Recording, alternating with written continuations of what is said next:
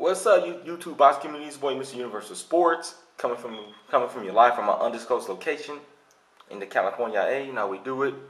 Let's jump right into it.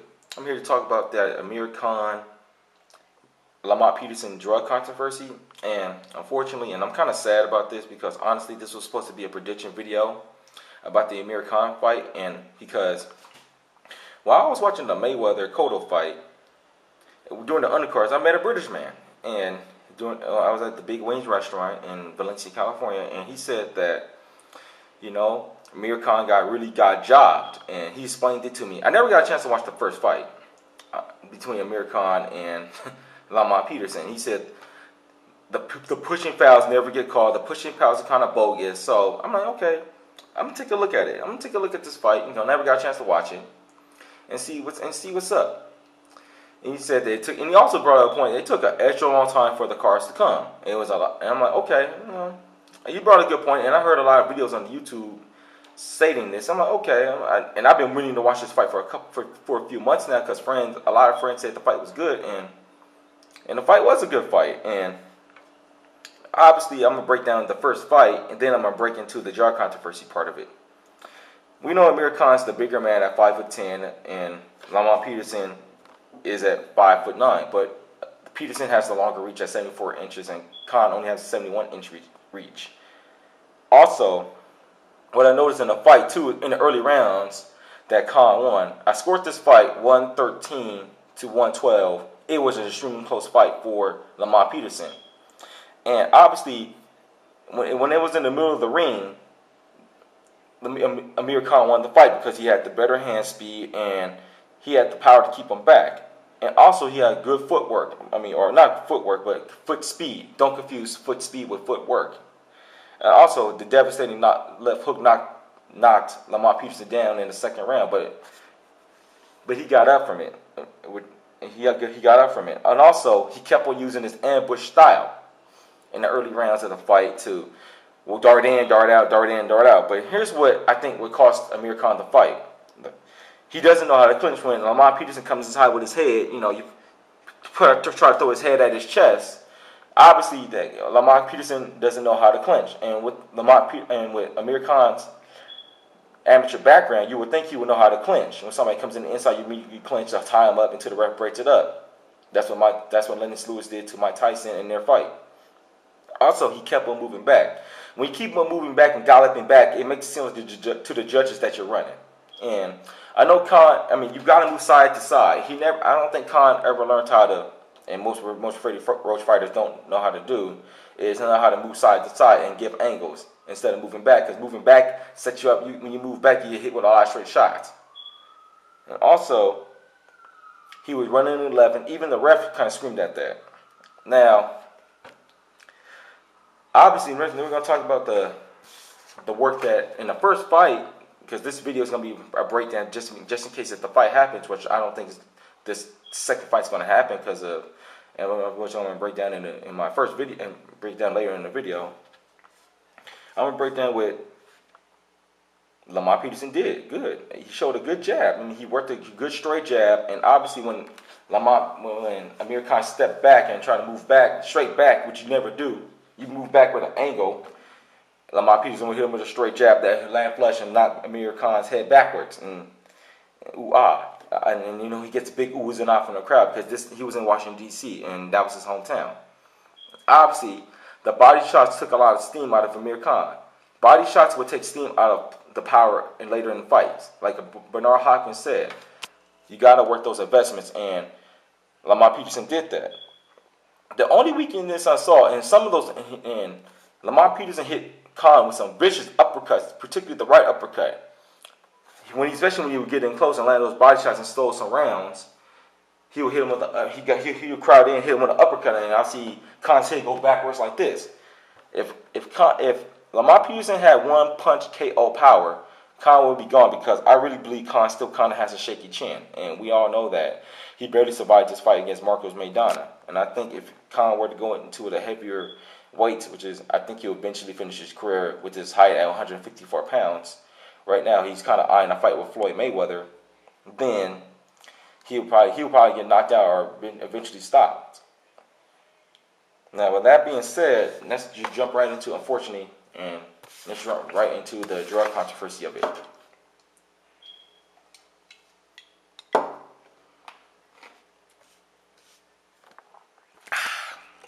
According to, and now as we all know, has first reported on YouTube by 78 Fight News, The Wire, and others on YouTube, and Julian, they all make good videos. Julian Foster also, that Lamont Peterson tested positive for a steroid, and I did my research on the steroid tablet that Lamont Peterson tested positive for, and it was a steroid tablet. And and it was the rematch was going to happen next week, next Saturday, but with that fight's in doubt now because Keith Kaiser, according to Keith Kaiser, and I quote, he said this. He's the director of the Nevada State Athletic Commission. He said that Lamont Peterson took the steroid tablets or the testosterone tablets before the first fight. So that alone throws the victory that Lamont Peterson had, right, in my opinion, into question, because you know how I feel about the drugs.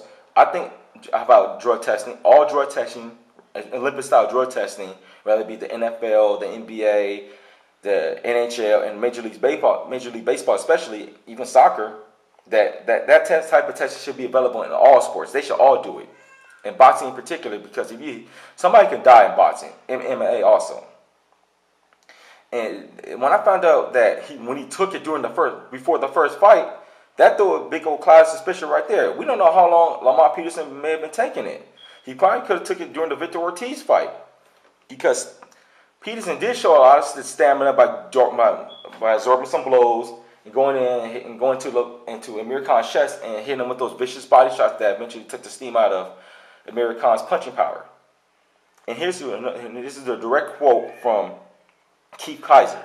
He said, he is not licensed, and he will not be licensed unless he can somehow convince the commission there is some legitimate defense here. We'll see. The burden's on him, and he has.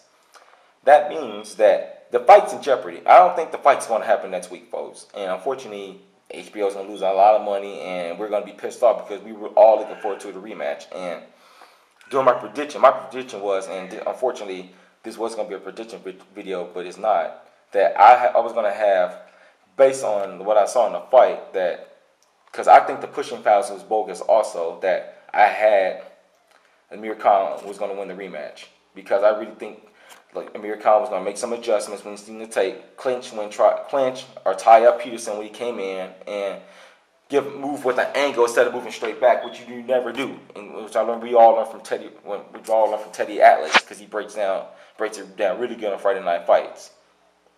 And also, per se, in the rematch, Lamont Peterson people requested this, and Lamont Peterson requested this because they obviously probably heard that some suspicions that Amir Khan may be doping, and it's ironic that it'd be him that get caught by the doping agency. He got caught by the Voluntary Anti-Doping Agency, W.B.A, and W.B.A in March and we all know this, he tested positive for the steroid in March 13th, and for the A sample. And even the B sample came back, and that came in April, came positive too. So, obviously, I read about the W.B.A program, and I think this is a great program for boxing, and I'm glad that Floyd Mayweather is really intimating that all fighters should take the test, and I'm glad other fighters are following suit, like Victor Ortiz and Andre Berto for their rematch, which is coming on Showtime later this year. And I read about this on April 12th, on the April 2012 Read magazine, and it said that, and I quote from Margaret Goodman, the president of the W.B.A, and she said, "What if?" And the question was in the magazine said, "What if a boxer tests positive for a P.E.D? Our results go directly to the athletic commission overseeing the fight and to the federal suspension list. They will be dropped from the W.B.A program." When this story first broke, I was looking at BoxingScene.com, a very good website, and it said that Lamont Peterson had been dropped from W.B.A. When I heard that, I'm like, oh, here we go. I think he may have tested positive for something. And with that being said, with my video, I really think that we really need all testing like this in sports, because you never know what's going to happen. I mean, obviously the state commissions haven't done a good job, and this brings up a point with the Washington D.C. Commission. Obviously, obviously that fight was hometown cooking, and I know I'm gonna get a lot of flack from a lot of people about this, but I'm gonna stick to my guns and say I really think that, especially the second pushing foul, and the ref should have gave him a hard warning. Said the first time, said, "Look, if you keep pushing, I'm gonna take out the points." And pushing never gets called. Pushing is part of the game. I seen over clinching get point deduction. I seen other tactics like low blows get point deductions, and pushing the head down gets point deductions. Obviously, but I never seen pushing called, and the referee could, and I don't know his name, because the ref and the Washington D.C. Commission refused to talk to HBO after the fight, and I really believe that Khan got jobbed, and I don't think Golden Boy Promotions is going to go back to Washington D.C. anytime soon, and it's sad for the city of Washington D.C.